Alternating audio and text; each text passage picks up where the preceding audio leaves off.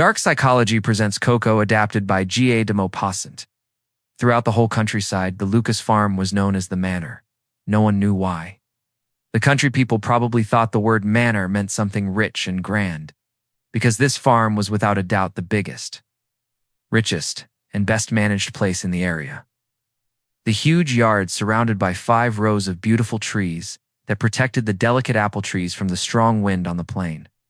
Held inside it, long brick buildings for storing food for the animals and grain, lovely stables built with hard stone for 30 horses, and a red brick house that looked like a small castle. Because everything was well cared for, the piles of manure did not smell too bad. The guard dogs had proper houses to sleep in, and many chickens and ducks walked proudly through the tall grass. Every day at noon, 15 people, owners, farm workers, and the women sat around the long kitchen table where soup was served hot in a big blue bowl with flower patterns. The animals, horses, cows, pigs, and sheep were fat, healthy, and clean. Maitre Lucas, a tall man who was becoming a bit fat, walked around 3 times a day to check on everything and make sure it all ran well. A very old white horse, which the farmer's wife wanted to keep until it died naturally, stayed at the end of the stable. She had raised the horse herself and used it for many years. She kept it because it reminded her of happy times. Young rascal about 15 years old named Isidore Duval, but called Zidore for short, took care of this old horse. He gave the horse its oats and hay in the winter. And in the summer, he was supposed to move the horse to a new grassy area 4 times a day, so it could always eat fresh grass. The horse, almost lame, had trouble lifting its legs, which were large at the knees and swollen above the hooves. Its coat, no longer brushed, looked like white hair, and its long eyelashes made its eyes look sad. When Zidore took the horse out to pasture, he had to pull hard on the rope because the horse walked so slowly. The boy, bent over and out of breath, would swear at it, angry that he had to take care of the old horse. The farm workers saw how mad the boy got at Coco and liked to tease him about it. They would always talk about the horse just to make Zidore more upset. His friends made fun of him. In the village, people called him Coco Zidore. The boy would get very angry and wanted to take revenge on the horse. He was thin with long legs, dirty clothes, and thick, rough, messy red hair. He seemed not very smart, and he stuttered as if his ideas couldn't come out of his slow, dull mind. For a long time, he didn't understand why Coco should be kept. He felt angry that food was being wasted on this useless horse. Since the horse could no longer work, it seemed unfair to him that it still got fed.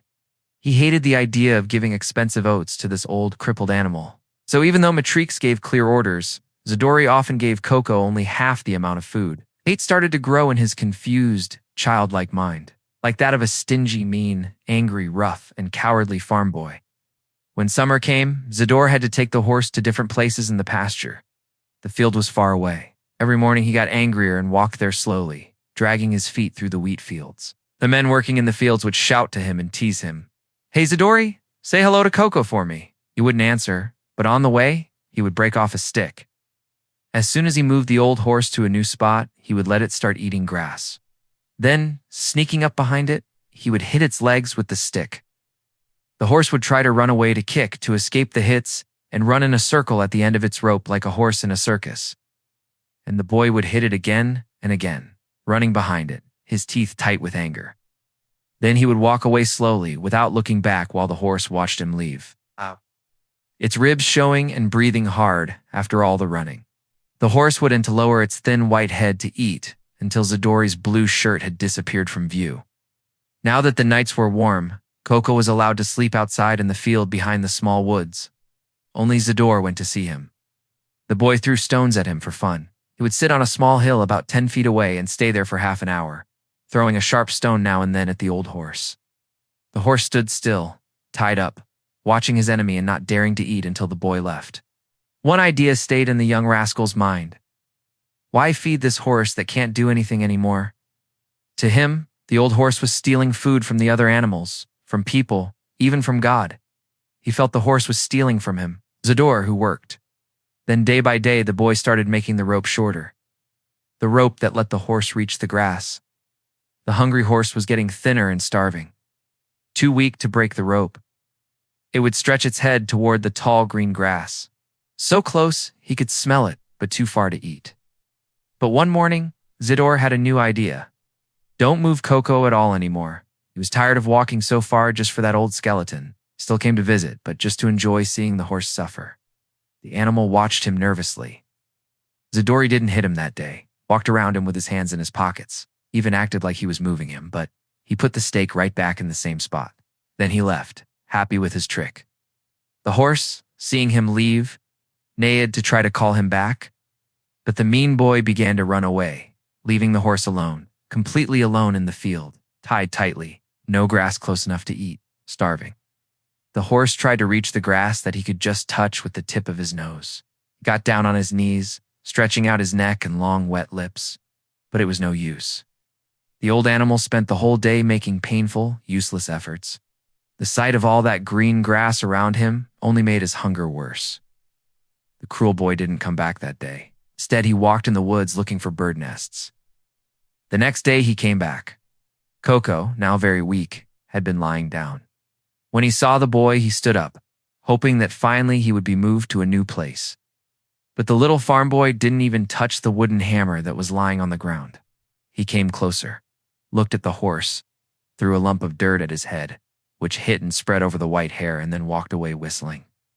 The horse stayed standing for as long as he could still see the boy. Then, knowing that he would not be moved, and that trying to reach the grass was useless, he lay back down on his side and closed his eyes. The following day, Zador did not come. When he finally did come, he found Coco still lying down. He saw that the horse was dead. Then he stood there looking at him, feeling proud of what he had done, and surprised that it was already over. He touched the horse with his foot, lifted one leg, and let it fall again. Then he sat on the body and stayed there, staring at the grass, thinking about nothing. He went back to the farm, but didn't say anything about the death, because he wanted to walk around during the times when he used to move the horse. The next day, he went to see the body again. When he got close, some crows flew away. Many flies were crawling over the horse and buzzing in the air. When he returned home, he finally told them what had happened. The horse was so old that no one was surprised. The farmer said to two of the men, "Take your shovels and dig a hole right where he is." The men buried the horse in the place where he had died of hunger, and the grass grew there thick, green, and strong, fed by the poor animal's body.